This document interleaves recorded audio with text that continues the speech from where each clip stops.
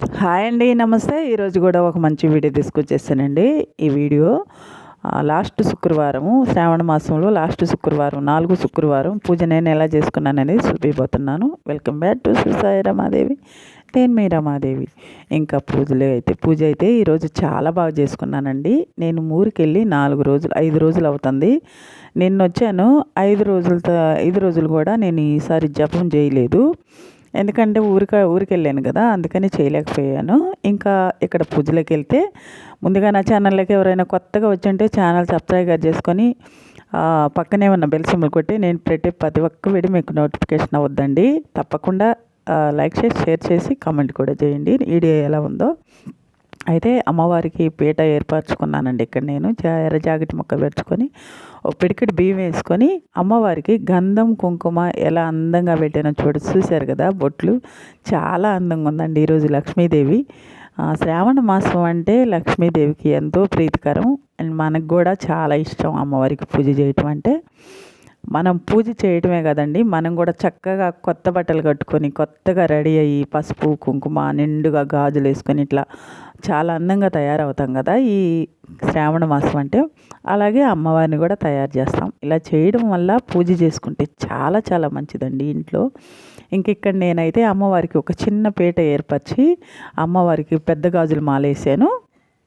తర్వాత ఈ విగ్రహానికి ప్రతిమ ఉంది కదండి, ఈ ప్రతిమకైతే ఒక ప్లేట్లో బియ్యం పోసి అమ్మవారిని పెట్టుకొని చుట్టూ నేను కాసులు అమర్చాను. అంటే చిల్లర కాయిన్స్ ఉంటాయి కదండి, ఆ కాయిన్స్తో చుట్టూ ఒక ఫ్లవర్ లాగా పెట్టాను. చాలా బాగుంటుందని అమ్మవారికి ఇట్లా ధాన్యంలో పెడితే చాలా ఇష్టం కదా. అలా పెట్టడం పూజించడం వల్ల మన ఇంటికి కూడా చాలా మంచి జరగద్దని నా నమ్మకం అండి. తర్వాత కామాక్షమ్మ దీపాన్ని కూడా పెట్టుకున్నాను. ఇంకా ఈరోజు స్పెషల్గా నేను అన్నపూర్ణమ్మను కూడా పెట్టుకున్నానండి. లాస్ట్ వారం కాబట్టి ఆ తల్లి కూడా చక్కగా పీట మీద కూర్చోబెట్టి పూజ చేసుకున్నాను. ఎందుకంటే అమ్మ లేనిదే మనం లేవండి, ఆ అన్నపూర్ణ తల్లి లేనిదే మనం లేము. మనకు రోజు 4 ఏళ్ళు నోట్లోకి వెళ్తున్నాయంటే ఆ తల్లి దయేను, ఆ తల్లి పెట్టిన భిక్షే మన పొట్ట నింపుకుంటాం కదా.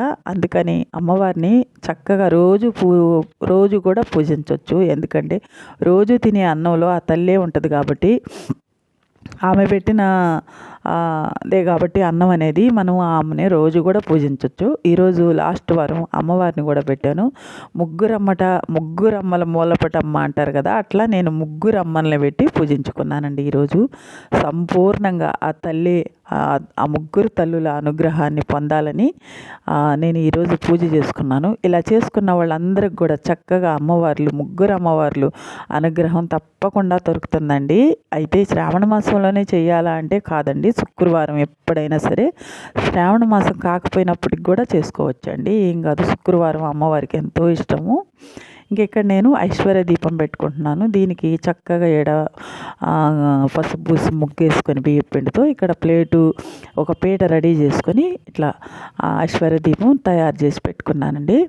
ఈరోజు లాస్ట్ వారం కదా, ఐశ్వర్య దీపం కూడా పెట్టుకోవాలండి. అమ్మవారు సముద్రంలో నుంచి ఆవిర్భవించారు అంటారు కదా, అందుకని ఆ తల్లి అన్ని వైపుల నుంచి మనల్ని అనుగ్రహించాలంటే ఆమె అన్ని రకాలుగా పూజించాలని నాకు ఇష్టం. అందుకని మనం అందరం కూడా ఆ తల్లిని పూజించాలంటే అన్ని రకాలుగా పూజించుకోవాలి. తల్లి ఎప్పుడు మన ఇంట్లో తిష్ట వేసుకొని కూర్చునేలా అమ్మవారిని ఆహ్వానించి పూజించుకోవాలండి. నేను ఇక్కడ అన్నీ పెట్టుకున్న తర్వాత ఇంకా వినాయకుడికి పైన పూజ చేశానండి. దీపారాజన చేశాను, ప్రసాదం అన్నీ పెట్టాను. ఇక్కడైతే వినాయకుడిని తలుసుకుంటూ అమ్మవారికి పూజ చేసుకుంటున్నాను. లక్ష్మీదేవికి ఫస్ట్ అయితే ఆమెకి అక్షంతలు గంధము కుంకుమ అన్నీ సమర్పించుకుంటున్నాను. పువ్వులతో గంధము కుంకుమ అలా సమర్పించుకొని అమ్మవారికి చక్కగా తర్వాత కామాక్షమ్మకి కూడా పువ్వులు గంధము అక్షంతలు అన్నీ సమర్పించుకుంటున్నాను. అమ్మవారికి నమస్కారం చేసుకోవాలి. తర్వాత అన్నపూర్ణమ్మకు కూడా మనం పీట వేసి కూర్చోమ్మా, రామ్మ మా ఇంటికి వచ్చి కూర్చో, మాకు నిండు నూరేళ్ళు ఇంకా మాకు ఎలాంటి లోటు లేకుండా సౌభాగ్యాన్ని ఇంకా అన్నాన్ని మనకి ఇమ్మని ఆ తల్లిని అడిగేదానికి పీటేసి కూర్చోబెట్టాం కదండి. అప్పుడు అమ్మని ఆహ్వానించి కూర్చోబెట్టినప్పుడు పూజ చేసుకోవాలి కదా, చక్కగా గంధము కుంకుమ అక్షంతలు కూడా అమ్మవారికి కూడా సమర్పించాను.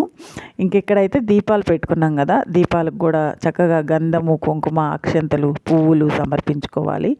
దీపానికి దీపం పెట్టినప్పుడు దీపం కూడా అమ్మవారితో సమానమే కాబట్టి దీపం జ్యోతి పరబ్రహ్మ అంటారు కదా, దీపం కూడా అమ్మవారితో సమానం కాబట్టి మంగళకరమైన వస్తువులతో దీపాన్ని కూడా ఆరాధించాలి. తర్వాత నేను అమ్మవారి పాదాలు పెట్టుకున్నానండి. ఇక్కడ ఒక తమలపాకు పెట్టుకొని అమ్మవారికి కూడా అక్షంతలు కుంకుమ గంధము పాదాలకి సమర్పించుకొని దండం పెట్టుకోవాలి.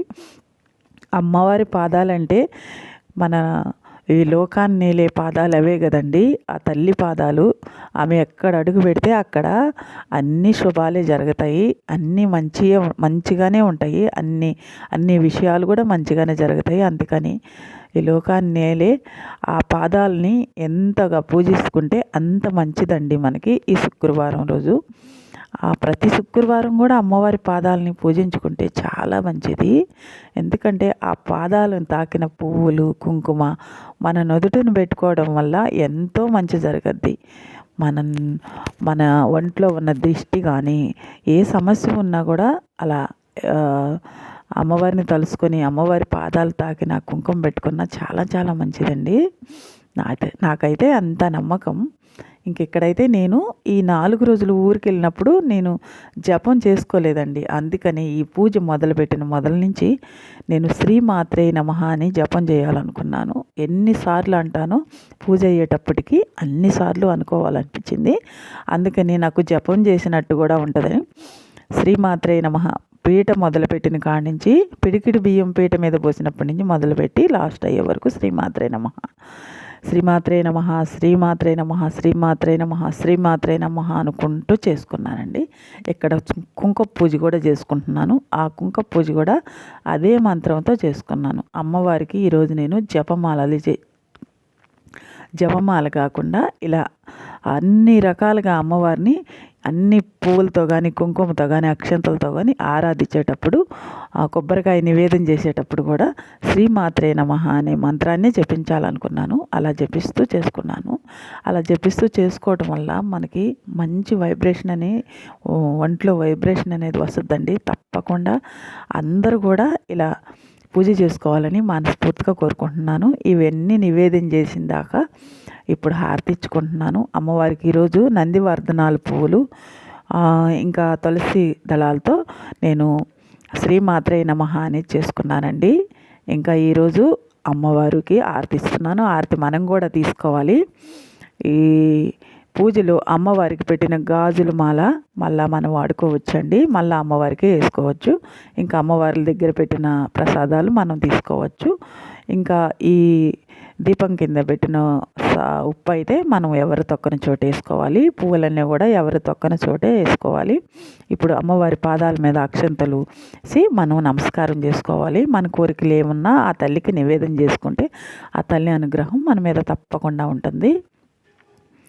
ఇంకా ఈ బియ్యము కామాక్షమ్మ దీపం కింద బియ్యం పోసాను కదా, అమ్మవారి కింద కూడా ఆ బియ్యం మనం ప్రసాదంగా తీసుకోవచ్చండి. ఇదేనండి ఈరోజు వీడియో. మీకు అందరికీ నచ్చద్దు అనుకుంటున్నాను. నచ్చితే తప్పకుండా లైక్ చేయండి. ఓకేనండి.